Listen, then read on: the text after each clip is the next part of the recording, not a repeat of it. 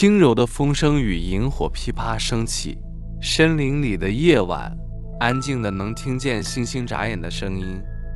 今晚小龙珊珊、松鼠皮皮和小熊波波决定在森林中央的草地上举办一场特别的露营派对。他们合力搭起了一个浅蓝色的彩色小帐篷，并在帐篷前点起了一堆小小的萤火。皮皮拿出了准备好的棉花糖，放在火上慢慢地烤着，空气中渐渐弥漫开甜甜的焦糖般的香味。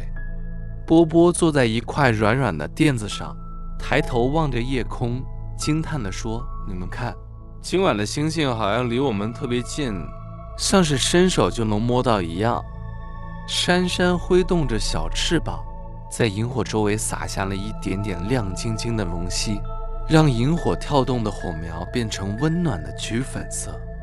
珊珊温柔地说：“每一颗星星都守护着一个梦想，只要我们闭上眼，星星就会来到我们的梦里。”皮皮和波波听着珊珊说着古老的传说，感受着萤火带来的暖意，身体渐渐变得放松，变得轻盈。森林里的风轻轻吹过叶梢，发出像摇篮曲般的沙沙声。萤火渐渐变小，变成了一团温暖的暗红光芒。珊珊、皮皮和波波互相依偎着，钻进了铺满羽毛枕头的帐篷里。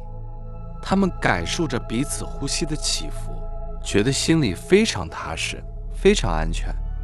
声音转为极轻柔：“现在，宝贝，你也跟住小伙伴们一起闭上眼睛吧。想象你正躺在柔软的草地上，微风轻轻拂过你的脸颊，萤火的暖意包围着你，所有的星星都在对你微笑，守护着你进入最甜美的梦乡。祝你有个好梦，宝贝，晚安，我们明天再见。”